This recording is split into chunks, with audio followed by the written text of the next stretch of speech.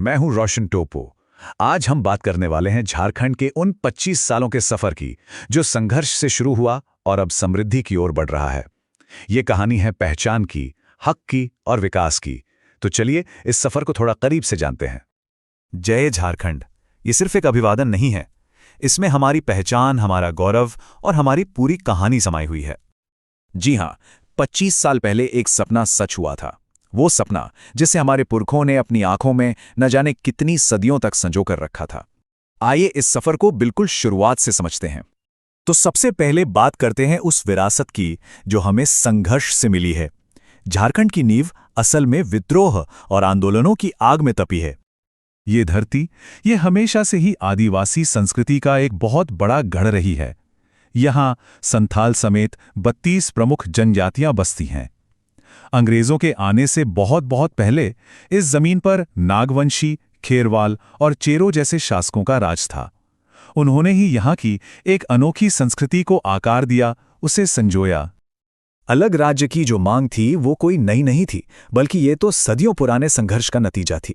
जैसा कि हम यहाँ देख सकते हैं, 1767 के छुआर विद्रोह से लेकर 1855 के संथाल हूल और फिर भगवान बिरसा मुंडा के उलगुलान तक ये आग लगातार जलती रही।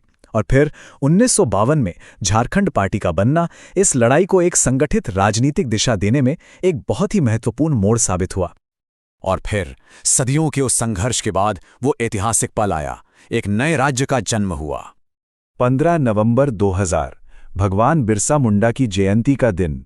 यही वो तारीख है जब झारखंड भारत के नक्शे पर एक नए राज्य के तौर पर उभरा। सच में एक ऐतिहासिक दिन था, एक नई शुरुआत थी। इस नए राज्य की कमान सौंपी गई श्री बबलाल मरांडी को, जो झारखंड के पहले मुख्यमंत्री बने। यह सिर्फ एक नियुक्ति नहीं थी, ये उस स्वशासन की शुरुआत थी जिसके लिए हमारी पीढ़ियों ने इतना लंबा संघर्ष किया था। तो सवाल यह है कि इन 25 सालों में आखिर हासिल क्या हुआ? राज्य ने किन किन क्षेत्रों में तरक्की की? आइए अब जरा इसकी पड़ताल करते हैं। देखिए, इन 25 सालों में झारखंड ने कई मुख्यमंत्री देखे और इस वजह से राजनीतिक अस्थिरता एक बहुत बड़ी चुनौती बनी रही। बीजेपी से लेकर झामुमो और यहां तक कि निर्दलीय गठबंधन तक सत्ता बदलती रही। इस पूरे दौर में रघुवर दास का पूरे 5 साल का कार्यकाल पूरा करना एक मील का पत्थर था, जिसने राज्य को स्थिरता की एक नई उम्मीद दी। सामाजिक मोर्चे पर अगर देखें तो एक बड़ी कामयाबी मिली शिक्षा के क्षेत्र में। राज्य की साक्षरता दर में सिर्फ 1 दशक के अंदर ही जबरदस्त उछाल आया। ये 2001 में करीब 53% से बढ़कर 2011 में 66% से भी ज्यादा हो गई। ये आंकड़ा दिखाता है कि विकास की नींव को मजबूत करने की दिशा में ये कितना अहम कदम था।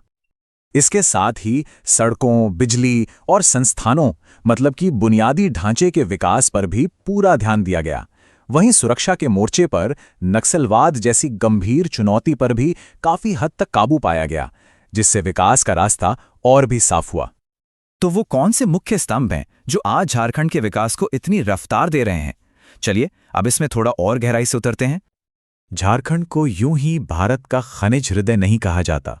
जरा सोचिए, यहां देश के कुल कोयला भंडार का 27% से ज्यादा, लौह अयस्क का 26% और तांबा अयस्क का लगभग 18.5% मौजूद है। ये खनिज संपदा हमारी अर्थव्यवस्था की रीढ़ की हड्डी है। लेकिन बात सिर्फ मात्रा की नहीं है। झारखंड देश में कोकिंग कोल, यूरेनियम और पाइराइट जैसे रणनीतिक रूप से बहुत ही महत्वपूर्ण खनिजों का एकमात्र उत्पादक भी है। ये चीज इसे सिर्फ एक संसाधन संपन्न राज्य नहीं, बल्कि राष्ट्रीय सुरक्षा और उद्योग के लिए एक अनिवार्य राज्य बनाती है। लेकिन विकास का मतलब सिर्फ खनिजों को निकालना नहीं होता, बल्कि लोगों के जीवन को बेहतर बनाना भी है। इसी दिशा में ये आंकड़ा देखिए, 299.30 करोड़ रुपए।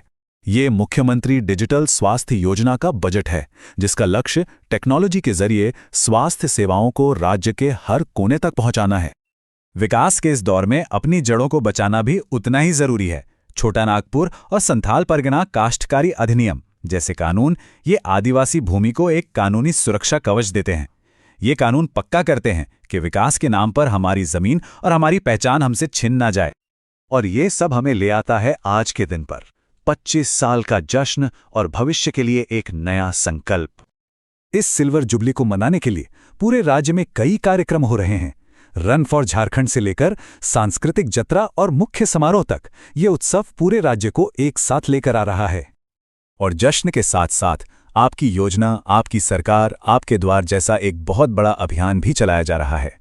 इसका सीधा सा मकसद है सरकारी योजनाओं और सेवाओं को सीधे हर नागरिक के दरवाजे तक पहुंचाना, ताकि विकास का फायदा सच में हर किसी तक पहुंचे। तो झारखंड ने 25 सालों में संघर्ष से समृद्धि तक का एक वाकई लंबा सफर तय किया है। अब सवाल यह है कि अगले 25 साल कैसे होंगे? क्या हम अपनी खनिज संपदा का लाभ अपने हर एक नागरिक तक पहुंचा पाएंगे? क्या हम अपनी अनूठी आदिवासी पहचान को सहेजते हुए विकास की नई ऊंचाइयों को छुएंगे? भविष्य का रास्ता यहीं से तय होगा। जय हिंद, जय झारखंड।